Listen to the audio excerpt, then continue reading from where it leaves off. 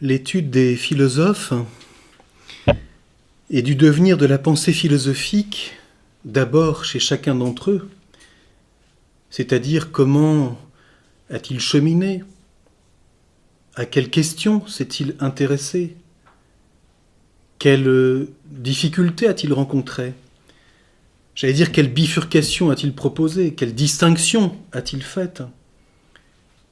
Donc nous intéresser à cette étude des philosophes, en philosophe, comme nous le disions la dernière fois, peut nous aider à entrer dans une expérience du dialogue extrêmement féconde et profonde. Profonde parce qu'il s'agit d'aller à la rencontre de ce qu'une personne humaine a sans doute découvert et acquis par son effort philosophique de plus profond, sa propre recherche de la vérité. Bien sûr, dire cela, c'est déjà prendre une certaine position philosophique, c'est considérer que la quête de la vérité est peut-être la chose la plus profonde de la personne humaine. Mais je pense que tout philosophe, même s'il a une position qui serait d'ordre sceptique, considère que c'est un problème majeur. Et que prendre cette position, qui consisterait même à dire qu'il doute de la vérité, n'est pas sans conséquence. Et par conséquent, il s'agit pour lui de quelque chose d'extrêmement vital, profond. Il y a un lien entre la recherche philosophique et peut-être les choix que l'on fait soi-même. Vivre autant qu'on le peut, bien sûr que cela dépasse les capacités de chacun, qui a toujours ses limites, mais en cohérence avec cet effort de quête de la vérité, est sans doute très important pour un philosophe. Ou alors il se contente d'exposer, comme on le disait, une opinion qui lui est étrangère et qui ne l'engage pas. Mais l'enseignement de la philosophie en particulier, il me semble, ne peut pas être neutre, car il comporte, dès que l'on étudie simplement même un philosophe, une certaine prise de position, soit par rapport à ce qu'il dit lui-même, soit en référence à ce qu'il cherche à comprendre. D'autre part, ce dialogue philosophique comporte une fécondité qui peut-être met du temps à se voir, mais qui est réelle. Si nous cherchons nous-mêmes la vérité, en effet, que nul ne possède entièrement, la recherche de la vérité d'un autre philosophe ne peut que nous intéresser, que nous enrichir, qu'élargir notre regard, notre horizon, nous apprendre peut-être à voir autrement une question que nous nous posions. Le disciple immédiat d'Aristote, qui s'appelle Théophraste, j'allais dire, a presque systématisé, nous reviendrons parce que cela a une importance majeure pour toute l'étude des philosophes antiques, cette remarque d'Aristote qui considère que dès qu'on se pose une question philosophique, on doit faire en quelque sorte l'inventaire de tout ce que nos devanciers ont pensé sur ce sujet. Ce qu'Aristote appelle l'enquête sur les opinions, que certains ont appelé la topique philosophique, mais qui est à la base de ce qu'il a appelé la dialectique, c'est-à-dire la confrontation des opinions différentes, non pas pour en rester là, mais pour, j'allais dire, aiguiser notre propre interrogation, élargir notre perspective, nous poser peut-être autrement un problème que nous avions nous-mêmes en philosophe, parce que quelqu'un l'a abordé d'une autre façon que nous, et abouti à une autre conclusion, si je puis dire. Et ce qu'il dit est déjà intéressant à comprendre pour lui-même. Il dit cela de cette question que je me pose. Pourquoi ? Et si je ne suis pas d'accord, pourquoi ne suis-je pas d'accord avec ce qu'il affirme ? Au nom de quoi ? Quel argument vais-je prendre en référence au réel pour manifester mon accord ou mon désaccord ? La vérité, bien sûr, n'est pas seulement l'accord de tous.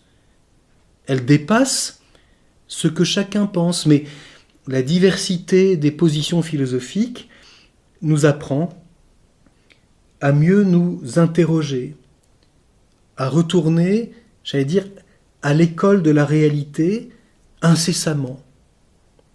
Si quelqu'un dit ceci sur ce sujet sur lequel je me pose une question, pourquoi le dit-il? D'où est-il parti pour en arriver à cette manière de réfléchir? Et donc, il me semble que l'histoire de la philosophie, si nous la faisons vraiment en philosophe, comme j'ai essayé de vous le montrer, en tout cas de vous y inviter, est quelque chose qui nous invite à nous renouveler. Ne pas nous contenter de suivre toujours les mêmes ornières, les mêmes schémas, mais changer peut-être de pas, changer de rythme, changer de pied, comme on dit en équitation, pour aborder le réel autrement. Tout récemment a paru un livre d'Alexandre Jardin qui s'appelle « Les magiciens ». Et j'ai eu l'occasion d'entendre un entretien radiophonique qu'il a accordé à une radio européenne sur ce livre, en disant combien ce livre, pour lui, dans son itinéraire personnel, a joué un rôle, exprime quelque chose de tout à fait personnel pour lui. Et ce livre s'appelle « Les magiciens », et il est fait un peu la galerie des portraits des personnes qui l'ont invité à penser autrement que ce qu'il avait déjà compris.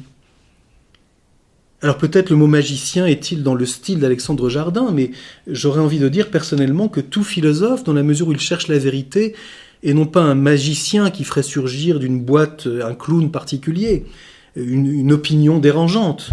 C'est pas le plaisir de déranger l'ordre établi pour déranger. Ça, ce serait l'exaltation de l'anarchie. Quoique peut-être y a-t-il une vérité dans l'anarchie, après tout, nous pourrons en reparler.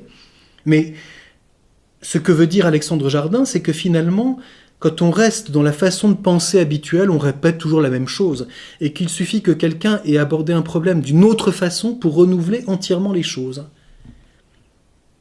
Alors c'est intéressant de lire comment, simplement, la rencontre avec un être humain, avec un philosophe, avec un artiste, avec un musicien, avec un homme qui cherche les choses d'une façon différente, nous oblige à nous renouveler, à décaler notre perspective, non pas pour le plaisir de la décaler, parce que ça resterait alors un schème, là encore, un système, un truc, mais pour nous inviter à revenir à la réalité, parce que peut-être que ce qui était dit jusque-là était une répétition qui s'était éloignée du réel. Je me rappelle aussi avoir rencontré il y a quelques années quelqu'un qui était originaire du pays de l'Inde, et qui était de religion hindoue, et qui évoquait le fait que dans sa religion, beaucoup de symboles, plus personne n'en comprenait la signification, que ça s'était perdu dans la nuit des temps, et que donc on répétait quelquefois certaines choses sans plus savoir ce que cela signifiait. Je dirais c'est vrai de toute expérience humaine. On peut répéter des conclusions, on peut répéter une connaissance, on peut répéter une façon d'agir. Ça devient parfois même un TOC, un trouble obsessionnel compulsif, n'est-ce pas, où on vide sur le quai de la gare son sac, on le refait 20 fois, parce qu'on a peut-être oublié la clé de sa maison. Alors il y a des gens qui philosophent de cette façon, qui pensent de cette façon. Presque un réflexe automatique que c'est ça que je pense de ça. Et alors on lutte pour ça, on défile dans les rues, mais est-ce cela la vérité ? Qu'est-ce que cette façon d'agir, cette façon de penser, cette façon de vivre, ce que mon voisin fait qui est tout à fait différent de moi, m'invite à repenser sans tout de suite considérer que ce qu'il dit, parce que c'est pas ce que je pense ou fais, est nécessairement sans intérêt. Donc, se laisser déranger par les philosophes que nous essayons de rencontrer, non pas pour s'arrêter à ce qui nous dérange de ce que nous avons pensé nous-mêmes, mais pour nous laisser interroger, nous laisser réveiller dans notre propre manière de réfléchir, de cheminer, de chercher la vérité. En ce sens, la démarche du philosophe est, contrairement à ce que beaucoup disent, très proche de celle du savant. Le savant aime remettre en cause ce qui a déjà été établi dans une théorie scientifique, parce que si on peut le remettre en cause, c'est que la théorie n'est pas entièrement vraie. Et pourquoi la critique fait partie essentielle de la science, ce que Karl Popper a exprimé en parlant de la vérification ou de la falsification. Si on peut fausser une expérimentation qui fait qu'on aboutit à autre chose que ce que disait la théorie, c'est qu'il faut repenser autrement ce qu'on avait émis comme hypothèse d'explication. Bien que la démarche philosophique soit différente, nous y reviendrons, il y a quelque chose d'analogue. L'interrogation philosophique est au philosophe ce que l'hypothèse est au savant.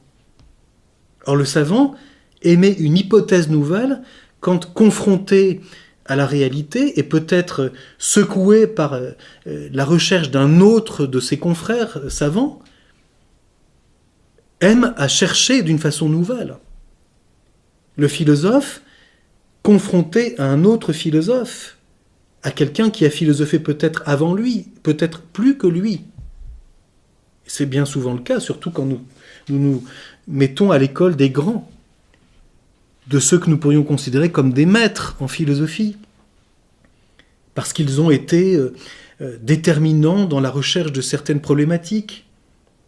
Quand ils nous remettent en cause, ils nous invitent non pas à douter, peut-être que le doute fait partie malgré tout de l'attitude philosophique, mais pour aller plus loin, je préfère dire à nous interroger d'une façon nouvelle. Alors pour cela, pour renouveler la façon de penser, et je pense par exemple que la position d'Aristote, et là je me sépare de ce qu'affirme Alexandre Jardin, qui, je pense qu'Aristote est quelqu'un qui est un dogmaticien, parce qu'il le ramène à une certaine scolastique qui a fait beaucoup de désastres, évidemment. Mais Aristote est au contraire un découvreur, un inventeur, un magicien, au sens où pour lui, c'est l'interrogation à l'école du réel qui doit guider notre philosophie, ce qu'il appellera beaucoup plus l'induction, mais nous reviendrons sur cette position philosophique précise. Qu'est-ce qui donc est nécessaire pour rencontrer ces magiciens, ces inventeurs, ces découvreurs, et devenir nous-mêmes découvreurs, c'est-à-dire même si nous disons la même chose, ne pas le dire parce qu'un autre l'a dit, mais le dire parce que nous l'avons découvert, nous l'avons saisi, nous l'avons discerné, nous l'avons compris, j'allais dire. Et alors c'est quelque chose qui est renouvelé. Qu'est-ce qui donc est nécessaire ? Premièrement, il me semble, je dirais, remonter à la source, c'est-à-dire quitter les conclusions qui, dans la mesure où nous y restons, deviennent vite des slogans, du prêt-à-penser, n'est-ce pas, le prêt-à-porter de la pensée, qui nous transforme en porte-manteau ou en des personnages qui avons avalé un parapluie parce que nous sommes raidis autour d'une affirmation que nous prétendons garder comme des défenseurs inaltérables d'une vérité éternelle. Ce n'est pas ça être philosophe, ce n'est pas défendre des idées. On est quelquefois confronté à ces gens, j'allais dire à ces bourgeois de la pensée, qui plutôt que de chercher la vérité qui les déstabilise parce qu'elles mettent en cause leur certitude définitive, prétendent défendre des idées. Et pour qui être philosophe, c'est défendre des idées, c'est-à-dire ce qu'il faut penser pour être quelqu'un de bien. Ce qu'il faut faire pour être quelqu'un de bien. La morale qu'il faut avoir pour être quelqu'un de bien. Je ne suis pas ici en train de prôner une absence de vérité, une absence de morale. Mais savons-nous pourquoi nous pensons ainsi ? Savons-nous pourquoi nous voulons agir ainsi ? Autrement dit, devenons-nous libres parce que nous avons découvert quelque chose qui nous semble s'approcher de la vérité un peu plus. Être plus proche de la vérité nous libère du prêt-à-penser. Être plus proche de notre finalité profonde d'être humain nous libère d'une morale toute faite qui voudrait enfermé dans des conclusions dont on ne voit plus la source. Remonter à la source, ce n'est pas seulement remonter historiquement à l'origine, quoique cela ait aussi son importance, bien sûr. La méthode généalogique dont un philosophe comme Nietzsche a beaucoup parlé, c'est essayer de comprendre l'origine d'un problème.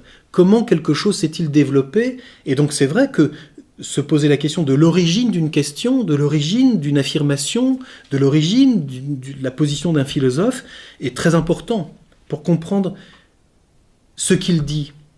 D'où est-il parti? Mais remonter à la source, ce n'est pas seulement cela. C'est comprendre plus en profondeur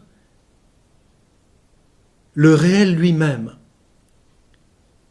que ce philosophe a cherché à comprendre. C'est cela la source de sa pensée dans la mesure où il est philosophe. Et c'est pourquoi il faut affirmer avec beaucoup de profondeur que dans tout philosophe, dans la mesure où il cherche la vérité et cherche à comprendre quelque chose du réel de l'homme, de l'être humain, il y a des vérités. Il y a des paillettes de vérité. Quand bien même je considérerais que ce philosophe, sur ce point, est arrivé à quelque chose que je ne peux pas partager ou que je considère comme une erreur, que dit-il de vrai, même à travers son erreur?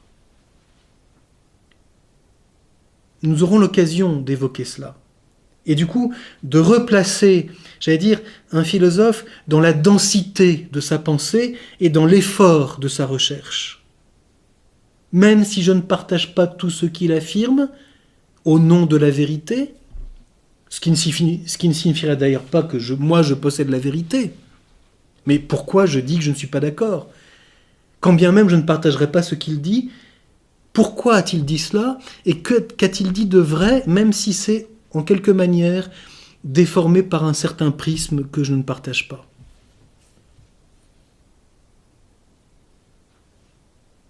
Ce qui fait que quelquefois un philosophe, quand il prend position, au nom de quelque chose du réel qui lui semble important, il dévoile, bien plus qu'une erreur qu'il pourrait commettre, une confusion qu'il dénonce et contre laquelle il se bat. Je prends un exemple. Un philosophe comme Marx a considéré que l'homme était exclusivement un travailleur et a rendu au travail humain une dignité qui ne soit pas seulement économique. Tout récemment, parlant avec quelqu'un, j'entendais de cette personne que la réalité est économique. Même si Marx est un économiste, en premier lieu, et qu'il a réfléchi sur l'économie, il a justement voulu rendre au travail humain une dimension qui avait été oubliée, parce qu'on avait ramené le travail dans une position économique qui était celle du libéralisme de l'époque, uniquement à une valeur marchande. Et Marx montre que non, l'homme est en lui-même un travailleur. Même si je peux conclure en disant que je ne partage pas toutes les conclusions marxistes, d'avoir rendu au travail humain sa grandeur est un acquis et est une chose essentielle de la pensée marxiste. C'est que le travail humain fait partie de l'être humain. Chose que l'on avait beaucoup oubliée. Et c'est pourquoi Marx était quelqu'un de révolté contre le travail des enfants, parce qu'on en faisait un simple outil économique, rentable, parce que sous-payé, ou pas du tout payé. Et donc, considérer que pour l'homme, travailler fait partie de sa dignité avant toute considération économique, c'est une vérité. Et si Marx l'a dit, peu importe que ce soit Marx ou Tartampion, parce qu'il l'a dit et qu'il y a quelque chose de vrai, cela m'apporte quelque chose. Et peut-être m'invite, si je suis un libéral effréné, qui considère que seul compte l'aspect économique, à peut-être retrouver une forme d'humanité dans ma pensée, et donc aussi dans mon agir. Remonter à la source et donc comprendre ce qui, dans le réel, a intéressé, interrogé, suscité peut-être la révolte de ce philosophe et qui lui a fait découvrir, mettre en lumière certaines choses qui avaient été occultées, oubliées ou perdues de vue tout simplement, ou déformées. Peut-être a-t-il ses propres déformations, mais peut-être aussi m'apprend-il quelque chose qui m'est nécessaire. Dans ma propre réflexion, pour mieux comprendre la complexité de la réalité que j'expérimente. Et nous pouvons donc tout de suite dire, évidemment, que, en ce sens, l'histoire de la philosophie nous aide, n'est-ce pas, à faire un fameux décapage. Décaper les vieux vernis, décaper les vieilles peintures, c'est-à-dire les oripeaux, les décorums, les colifichets d'une pensée bourgeoise qui ne veut plus se mettre à l'école du réel dans ce qu'il a de dérangeant et qui préfère répéter par sécurité, avec son petit bagage, de tout ce qu'il faut penser. Et donc, si la diversité des opinions des philosophes pourrait conduire certains au scepticisme, elle peut aussi, et c'est salutaire, nous inviter à revenir à la complexité du réel. C'est exactement la démarche d'Aristote, en particulier dans le livre Bêta de la métaphysique, le livre qu'on a appelé classiquement le livre des apories, quand Aristote souligne qu'un problème, c'est comme un nœud qui se présente à la pensée, et que pour pouvoir défaire ce nœud, il faut d'abord en comprendre la complexité. Et justement, nous mettre à l'école des philosophes au long du développement de l'histoire de la pensée philosophique, c'est mieux comprendre la complexité du réel. Quitter donc par conséquent une simple subjectivité pour revenir à la réalité en chercheur de la vérité, en amoureux de la sagesse. Revenir donc au réel et comprendre que ce philosophe me dit du réel que moi-même je cherche à comprendre, dont j'ai l'expérience. Que ce philosophe me dit un aspect qui enrichit mon regard, me fait m'interroger sur le réel d'une façon nouvelle, différente. Et donc se laisser déranger, j'allais dire déplacer, décaler par un philosophe. C'est très exigeant parce que cela demande beaucoup de temps d'entrer à travers les œuvres d'un philosophe. S'il s'agit d'un philosophe qui est déjà mort, nous n'avons plus que ses œuvres écrites ou que les traces de sa recherche. Et quelquefois, nous n'avons que des fragments quand on parle des philosophes de l'Antiquité. C'est à travers ce qui nous reste de ce qu'il a cherché à comprendre, chercher à mieux voir toute la richesse, la complexité du réel. Et ici, bien sûr, il y a aussi une certaine position philosophique. C'est que nous devons accepter que le réel est d'abord pour nous complexe et que pour chercher à le comprendre, il y faut un long itinéraire, passer de tout ce qui est même parfois confus, apparemment contradictoire, pour entrer progressivement dans l'intelligence, j'allais dire ordonnée, de toute cette complexité du réel. Passer de la confusion, de la complexité de l'expérience, à la profondeur, à la simplicité, de la compréhension de ce qu'il en est, de ce qui est.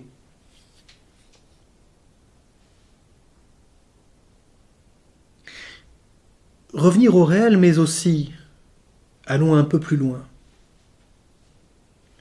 En dialoguant avec un philosophe, revenir, grâce à lui, j'allais dire à son école, sans a priori. Revenir à l'interrogation ou aux interrogations qui sont les siennes. D'où vient que? Pourquoi en est-il ainsi? Qu'est-ce que? Et donc, j'allais dire, dépister.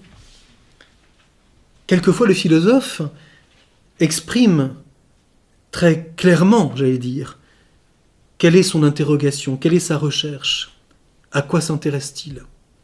Mais parfois, il ne le dit pas toujours explicitement. Et donc, découvrir ce qui anime son discours, ce qu'il cherche, faire nôtre l'interrogation de ce philosophe, en comprenant d'où elle est née. Même si nous arrivons, dans l'itinéraire qui est le nôtre, à une autre conclusion que lui. Mais se poser loyalement la question, pour le lire, j'allais dire, de l'intérieur. Comprendre en philosophe le philosophe. C'est impossible si on ne saisit pas, si on ne cherche pas à découvrir l'interrogation et la recherche qui est la sienne. Et alors cela devient passionnant parce que ce n'est plus quelque chose qui est une simple description d'une opinion qui serait contraire à une autre.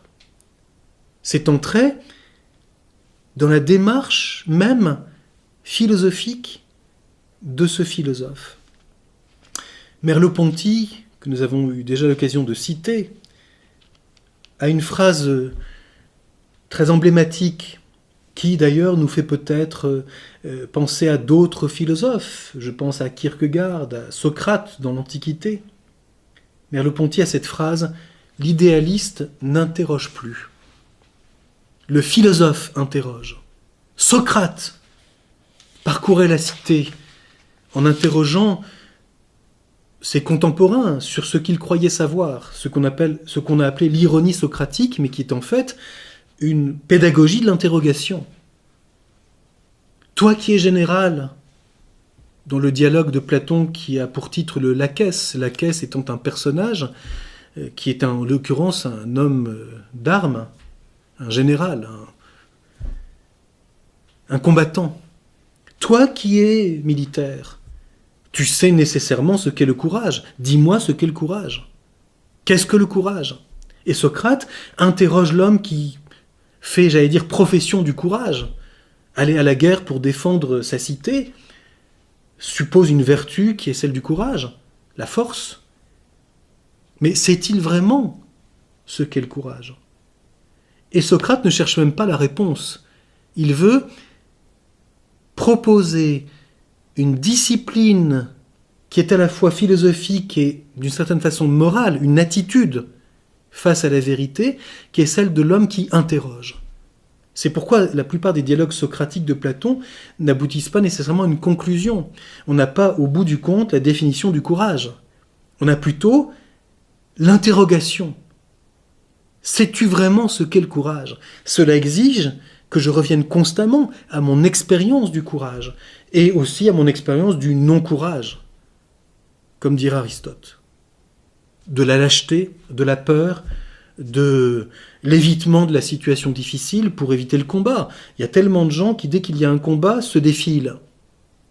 C'est un manque de courage. Donc, pourquoi faudrait-il être courageux devant une difficulté qui comporte un affrontement ? N'est-il pas beaucoup mieux d'avoir une attitude lénifiante pour que tout soit pour le mieux dans le meilleur des mondes et que tout soit baigné dans l'huile ?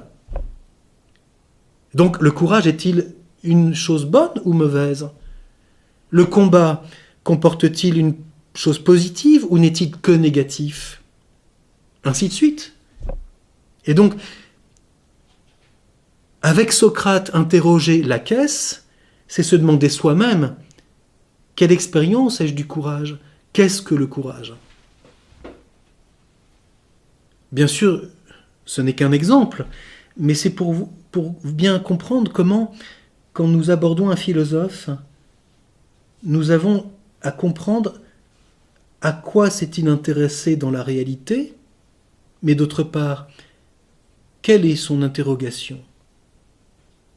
Quelle est sa recherche ? Ce qui fait qu'il est vraiment philosophe et non pas idéologue, c'est-à-dire qui a un discours de ses idées à propos du réel. Le à propos du réel n'intéresse pas le philosophe. Ce qui l'intéresse, c'est le réel.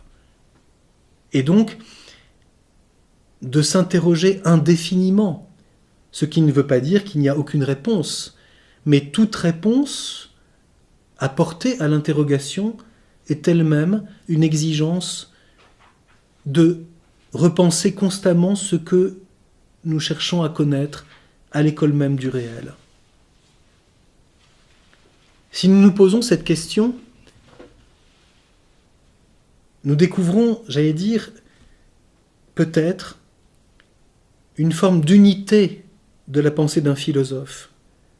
L'interrogation majeure, les grandes interrogations qui guident sa recherche et comment il a cherché à aborder ces interrogations.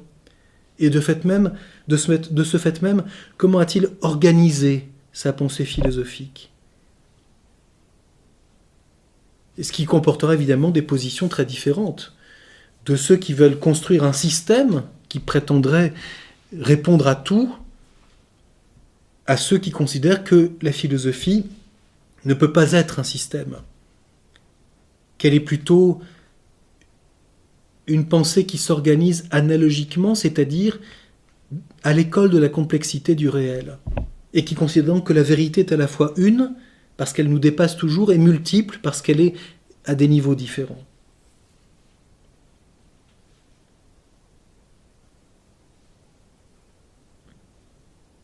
Par le fait même, en ayant cette attitude de nous mettre dans l'attitude de celui qui remonte à la source, c'est-à-dire au réel et à l'interrogation philosophique, nous pouvons essayer de saisir l'itinéraire d'un philosophe.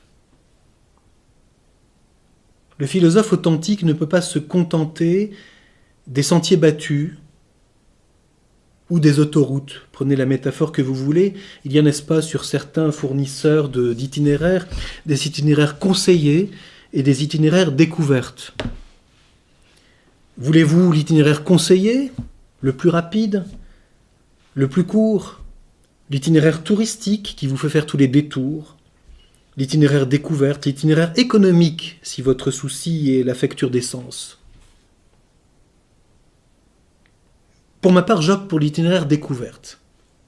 C'est-à-dire découvrir de l'intérieur, non pas en allant au plus pressé dans la philosophie des manuels professeurs de philosophie, mais du philosophe qui veut découvrir la pensée d'un autre parce qu'il découvre le réel avec lui. Et donc, pour une part s'émerveille, pour une part s'énerve, pour une part se passionne, pour une part se fâche avec les philosophes qu'il fréquente. L'itinéraire autoroutier n'amène pas beaucoup de fâcheries, il faut juste payer au péage. L'itinéraire découverte nous ménage des surprises à chaque tournant. Et nous enthousiasme ou nous révolte. Comment peut-il conclure ça? Ou c'est extraordinaire d'avoir découvert ça. Ah mais c'est extraordinaire d'en faire moi-même ma propre passion. Ce qu'il a dit là sur cet aspect de la vie humaine est quelque chose de tellement grand qu'on n'a jamais fini de le creuser avec lui. Et donc l'itinéraire découverte, c'est aussi ce long chemin qui n'est pas le seul, mais par lequel peut-être il faut passer au début pour faire le parcours du philosophe avec lui. D'où ce philosophe est-il parti? Pourquoi a-t-il posé cette question? À quoi est-il arrivé? Pourquoi est-il arrivé là? Que conclut-il? A-t-il la lucidité que ce qu'il dit n'est que partiel? Est-il lui-même critique de sa propre pensée? Quand on regarde par exemple la philosophie de Platon, qui est un des sommets de la pensée antique, on sait combien à la fin de sa vie, Platon a eu une critique de sa propre pensée. Pourquoi renonce-t-il ou critique-t-il tel aspect de sa réflexion antérieure? Qu'est-ce qui l'amène à reconsidérer des conclusions qu'il estime inadéquates? Ou si on s'intéresse à la pensée de Saint-Augustin, les rétractations de Saint-Augustin, j'ai affirmé cela, j'affirme maintenant cela, et pourquoi je change? Qu'ai-je découvert qui me fait critiquer ma propre pensée? On voit donc comme quelquefois l'itinéraire d'un philosophe peut être non pas hasardeux, mais difficile, tortueux, complexe. Et puis au terme, peut-on avec lui prendre un regard, j'allais dire rétrospectif, d'en haut quelque part. Vu ce que j'ai cherché à comprendre, voilà ce qui me semble être profondément important. Et voilà ce qui me semble être secondaire. Ce qu'on pourrait déjà appeler une forme de regard de sagesse, de jugement de sagesse sur un philosophe. Qu'a-t-il dit de vrai ? Et pourquoi considère-t-il que ce point est peut-être le plus important de sa pensée ?